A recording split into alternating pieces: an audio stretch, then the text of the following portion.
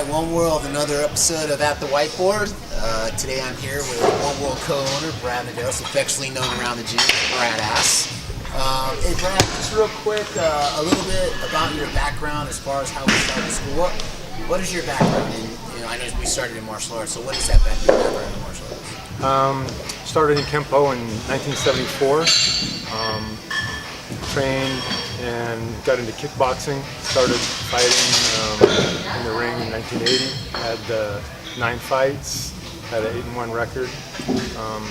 Did win a AAU championship, California championship, and a runner-up in the nationals in 1980. Got into Taekwondo and then Krav Maga. And in Krav Maga is where I met you. And so you fought a couple of times on ESPN, right? I did. Back in your Grizzly Adams days. Yes. It looked like an anorexic Grizzly Adams. 169. Yeah. I think we need to get that video footage and print a photo from it, and then hang that up at the gym somewhere in poster size, life size form. I think it'll be awesome. That would be great.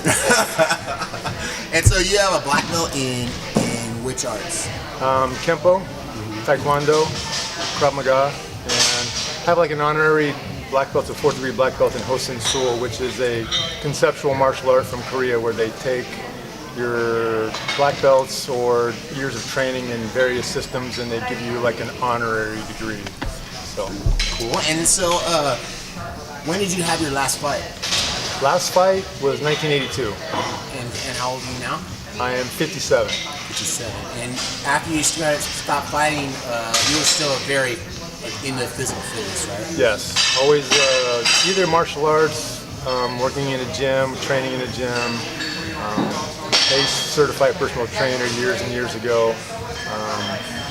But always always been active. Right. And so as a gym, we reach a milestone the month of November. We'll have had our doors open for 8 years now. And, pretty amazing. Which is pretty awesome. And we started CrossFitting about 7 or 8 months. Officially at the gym became it, I feel like 7 or 8 months after that. And you started CrossFitting pretty much the same time that I did. We started more or less together. Yes. And so we've been doing CrossFit for like basically over 7 years. We're coming up on our 8-year mark, I think. And as far as I know, you've been at it the whole time. What's the longest you think you've ever taken time off? Maybe 2 weeks. Yeah.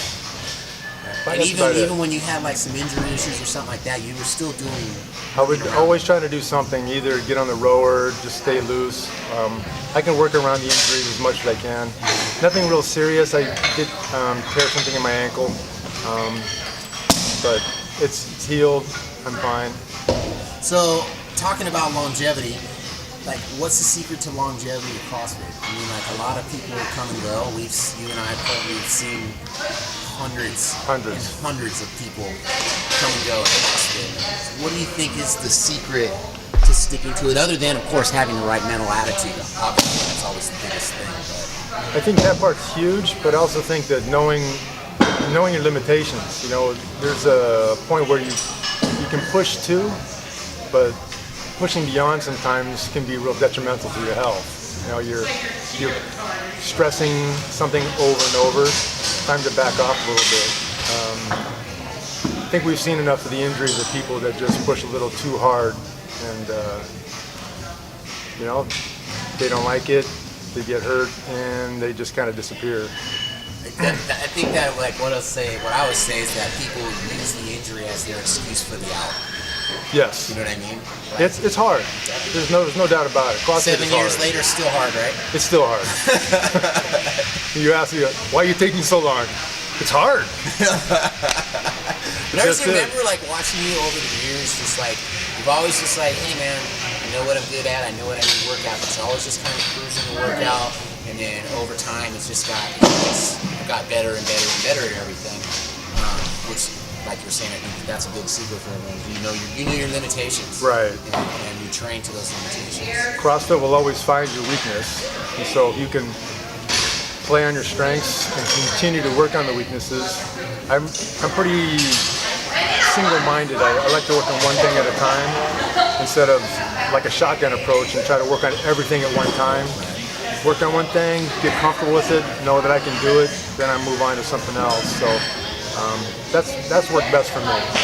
You've got a pretty well-rounded as a CrossFitter, and you don't have muscle-ups is an issue, pull-ups, you're really strong, all that stuff. What would you say is like the thing that you still need to work on now? Biggest thing for me is still fear of getting under the bar, the jerks and the snatch, and just, I don't know what it is about feeling the weightlessness of the bar and then catching it in a squat.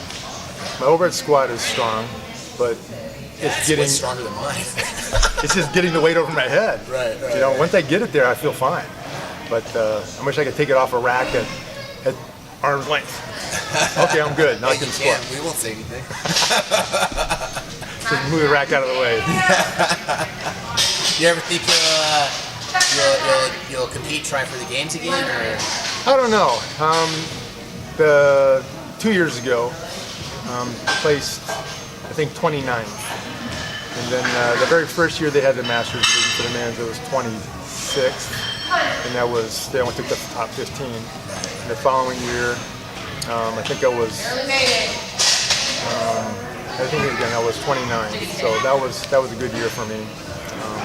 But as I get older, the younger guys coming up from they stay the same goddamn age. Yes. I know your pain.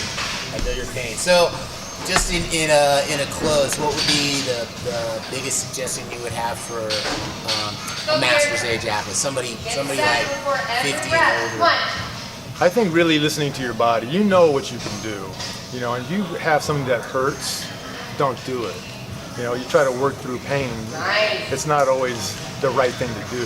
You know, there's pain and there's an injury. If it hurts and it's sore, it's something else. Just pick your battles. Know what you can do and what you can't do. Work slow at it. I like Coach the Wendler program. Their big thing I got out of that program was don't be in a hurry to reach your plateau. And I always like that. So 5-pound jumps and all the weights instead of a 10-pound or 15-pound jump because I know I can do it, but I don't. Keep it light, slowly move up.